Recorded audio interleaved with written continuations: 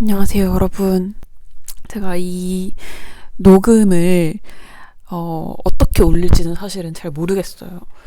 이게 이렇게 영상으로 올라갈지 아니면은 목소리만 올라갈지 모르겠지만 우선 찍어봅니다.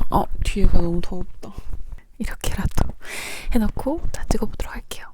안녕하세요. 오늘부터 팟캐스트를 시작한 줄리입니다. 여러분들은 지금 어떤 시기에 살고 계시나요? 요즘 기분은 어떠신가요? 저는 지금 미국에서 살고 있고요. 이제 막 저의 30대를 시작했습니다. 그리고 미국 시골 생활에 적응하며 이렇게 저렇게 살아가고 있어요. 여러분들과 이런저런 이야기 나누고 싶어서 이렇게 마이크를 들어보았습니다. 저처럼 해외살이를 하고 계시든 무언가 새로운 시작 앞에 놓여 있든 혹은 어떤 반복되는 일상을 살고 계시든 이 시간에는 같이 모여서 커피 한 잔, 맥주 한 잔, 차 한 잔 한다고 생각하시면서 수다 떨면 좋을 것 같아요. 저는 소소한 일상에 정신 건강 한 스푼 더한 그런 이야기를 나누고 싶고요. 그냥 살아가면서 드는 이런저런 생각과 제 생활들을 나누려고 합니다. 저에 대해서 궁금하신 분들은 브이로그 채널도 운영하고 있으니 유튜브 라이프 오브 줄리, 줄리의 삶 혹은 팟빵 게시판 확인해주세요. 오늘 에피소드는 시작이기 때문에 가볍게 다뤄보려고 하는데요. 그래서 20대 때 배웠던 것들에 대해서 조금 이야기를 해보려고 합니다. 저는 사실은 20대 때에는 30대를 정말 꿈꿨었거든요. 희한하죠?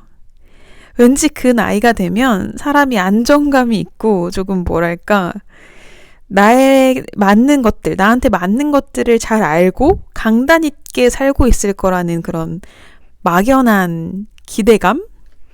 그리고 미래의 나에게 미뤄둔 숙제를 다 했을 것 같다는 그런 생각이었던 것 같아요. 그런데 막상 30대가 되어보니 정신적으로나 겉으로나 나의 스타일이나 정말 어느 정도 내가 어떤 걸 원하는지는 적어도 알게 된 것 같아요. 그래서 그때의 나의 어떤 바람이 맞았구나 하는 생각도 들기도 합니다. 기특하기도 하고요. 동시에 20대 때 얼마나 힘들었으면 30대의 나를 그토록 바랬을까 하는 안쓰러움도 약간은 들어요. 네, 저는 20대 때 좀 힘들었던 것 같아요. 10대, 20대 모두 좋은 기억들, 재미있는 기억들도 많지만요. 자주 흔들리고 내 중심을 잡지 못한 채로 끌려다니듯 살아왔던 그런 때인 것 같습니다. 그래서 사실은 지금 듣고 계시는 분들이 10대, 20대에 계시다면 정말 토닥토닥 해주고 싶어요. 물론 저랑 비슷한 나이대 그리고 그 이후의 시기에 계시는 분들도 토닥토닥입니다. 각자 그 시기마다의 어려움이 있는 법이죠. 근데 이미 지나온 시기만 제가 알 수가 있기 때문에 그 시기에 저라고 생각하면 정말 꽉 안아주고 싶은 그런 생각도 듭니다. 물론 지금도 안 흔들리지는 않고요. 자주 흔들립니다. 그런데 조금 더 중심을 잡기 위해서 쓸 수 있는 도구들이나 나만의 방법들을 어느 정도는 터득해 오고 있는 것 같고요. 그리고 그 터득하는 과정을 조금은 즐기게 된 것 같아요.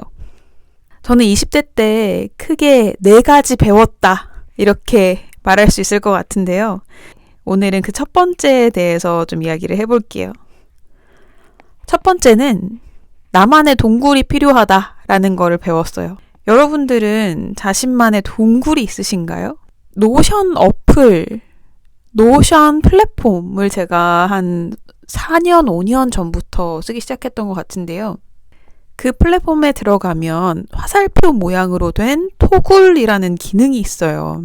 그걸 누르면 점점 더 깊게 들어갈 수 있도록 글을 쓰는 칸을 만들어줘요. 그러니까 화살표를 누르면 그 방향이 아래로 가면서 그 안에 제가 써놨던 글들을 보여주고요.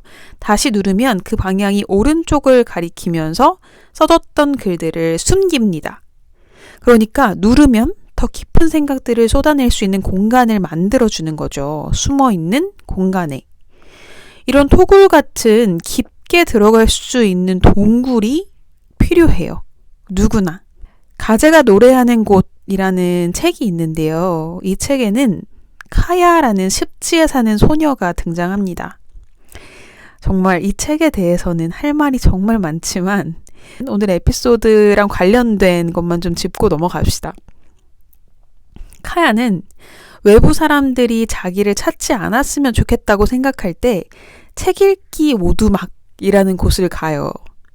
그래서 거기서 종일 책만 읽고 외부와 단절되는 그런 시간을 보냅니다. 그런데 그 안에서 외로움이 아니라 해방감을 느껴요. 카야한테는 그 책 읽기 오두막이 토굴이었던 거고 자신의 어떤 정서적인 서포트 도구 중에 하나였던 거죠. 그래서 나를 지키는 혹은 나만의 시간을 가지는 그 방법을 거기에서 깨달은 것 같아요. 그렇게 나의 정서적 서포트 도구들을 하나씩 찾아가는 과정이 20대 때 조금씩 형성이 되었던 것 같아요, 저는. 그래서 그런 과정들의 소중함, 그 시간들의 가치로움을 가장 많이 느꼈던 것 같고요. 사실 그때는 이게 이거구나 이렇게 말로 표현하는 거, 또 몸으로 느껴지는 게 확실하지 않았지만 지금 와서 돌이켜보면 내가 이걸 배웠구나 라고 생각을 하는 거죠. 타인과 함께하는 즐거움이 분명히 있지만 나 혼자만의 시간을 온전히 느끼고 그 안에서 즐거움을 느낄 수 있는 것도 필요한 거죠. 그래서 나 혼자서 온전할 때 타인과도 완전해진다라는 것을 배웠어요. 그런 도구들과 나의 방식들은 큰 방향이 되고요. 그렇게 들인 시간이 모여서 나의 가치관이 됩니다. 그리고 그 가치관은 그리고 방향은 언제든지 바뀔 수 있죠. 사실은. 내 시간들이 거기서 끝나는 게 아니라 계속 모이고 있고 가치관이라는 것으로 가벼워지기 때문에 계속 바뀔 수 있는 것 같아요. 영원한 건 절대 없다라고 말하는 한국의 철학자 GD 아시죠?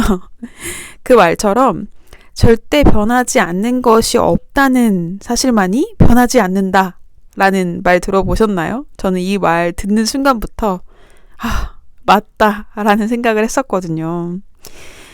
그래서 하물며 나의 방향도 변하는데 바깥에 있는 것들이 안 변할까요? 당연히 변하겠죠. 생각대로 되는 것이 되지 않는 경우가 대부분이잖아요. 우리가 가질 수 있는 건, 우리가 할 수 있는 건 그저 변화를 받아들일 내 마음을 들여다보고 나아가는 것인 것 같아요.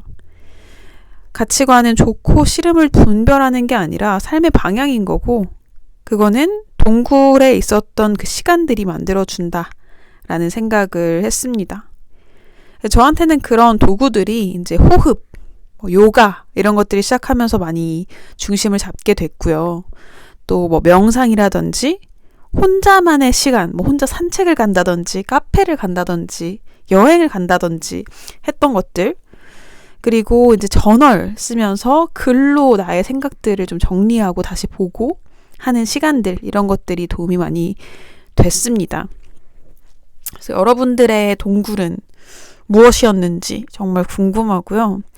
또 여러분들은 어떤 삶을 어느 시기에서 어떻게 살고 계시는지 가서 닫고 싶은 마음에 이렇게 팟캐스트를 시작해 보게 되었습니다.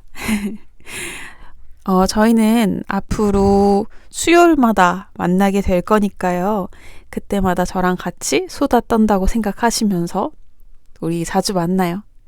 그러면 다음에 또 여러 가지 이야기들 나눕시다. 그리고 다음 에피소드는 제가 20대에 배운 것들 나머지 이야기 한번 해볼게요. 그러면 우리는 다음 에피소드에서 만나요. 안녕.